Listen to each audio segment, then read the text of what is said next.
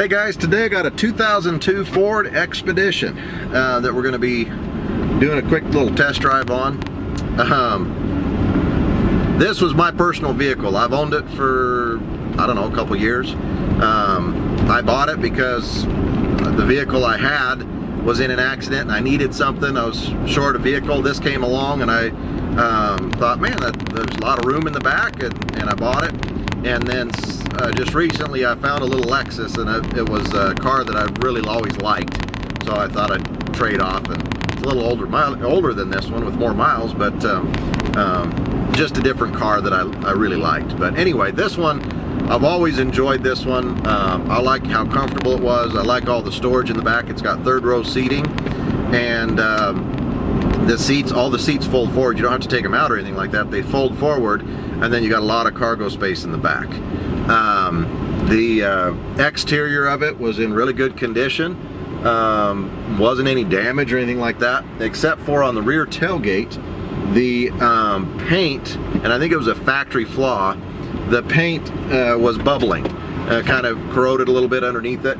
And so I sanded it off a little bit and just used some of the touch-up paint from like the parts store and hit it so it stopped it and kind of hides it a little bit, so it doesn't look too bad, but it's there. I mean, this is an older vehicle. And the other thing would be the driver's rear door here. The window doesn't go up and down. I had some windows worked on a little while ago, and that one, there's a switch wire got pinched or something, so it doesn't go up and down.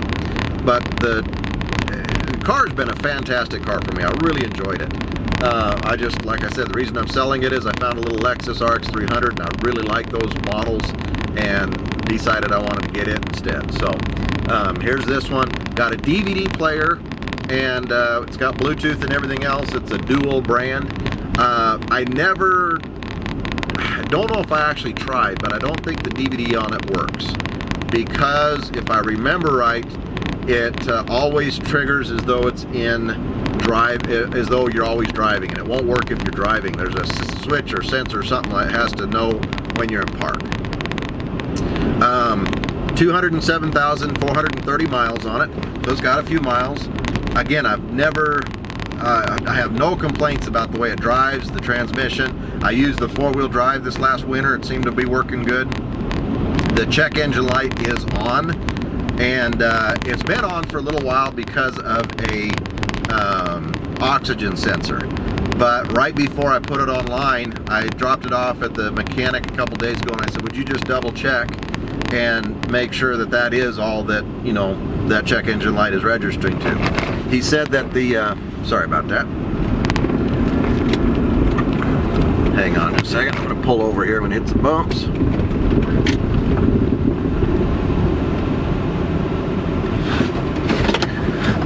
So as far as the check engine light, brought it into the mechanic, and the oxygen sensor is one thing. The other thing is the Ford Expeditions have something plastic on the manifold, I think he said, and it's warping or cracked a little bit, and that triggers the check engine light. It doesn't affect the way it drives or handles or anything like that. Just kind of one of those things on an older car. So again, it doesn't seem to affect anything, but it is wrong, and a check engine light is on because of that. Transmission's great. The other thing that just happened, of course, you know, I buy this other car and I decided to put this one up. The AC, the actuator for the AC, about a week and a half ago, it quit. And so what we did is the mechanic just pinched off the heat, so the AC is working just fine. And then in the winter time, for the heat, you'll have to just, unpinch that and you'll have heat. So, or get underneath the dash and see if you can fix that actuator. So I think that's about, the only other thing I can think of, and I've had this problem ever since I bought it, and it's never really been an issue for me, but the security system, or, some of these cars have what looks like a security system. I don't know if it actually is anti-theft. But when you put the key in and turn it on, the security light on the dash, every once in a while, it'll blink fast. And I got to turn the key off, wait a second, turn it back on, the light comes on solid and it'll start right up. And it's kind of done that ever since I bought it, and it's never not started. It's just every once in a while when I turn the key, and it doesn't do it every time, but when you turn the key, you know, you don't get any ignition.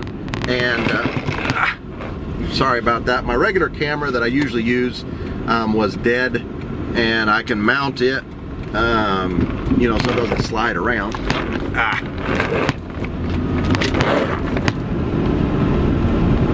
All right, so I'll pull over and stop again so we can finish this. Sorry about that, guys. So anyway, and then the key is a little bit sticky. So when I turn it on, and when I turn it on, I just usually make sure that it's gone back to the correct position. So sometimes it'll stick just a little bit so your accessories aren't working. And you're like, what's going on? Well, the key is just stuck in the start position just a little bit, and I just bump it a little bit and it'll go back. And it's been like that pretty much since I bought it, and I kept saying I was going to bring it down and get it fixed, and I never did. But I don't think that issue is going to cause you guys any problems or be any big deal. But there you have it, 2002 Ford Expedition. It's, you know, 207,000 miles on it. Check engine lights on, but again, I don't think that's ever going to cause you any problems. It's just kind of an older vehicle with a couple of those sensors and things that, you know, wear out. You can get it fixed and get the light off, but I think you could drive it for a long time with those issues and never have a problem.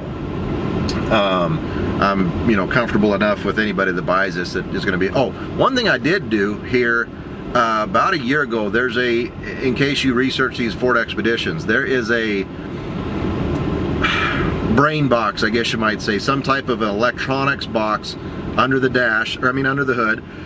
I think it has a lot of the, it might even be like a fuse box or something like that. But those had a tendency to go bad. There's condensers and all kinds of electronic components in there.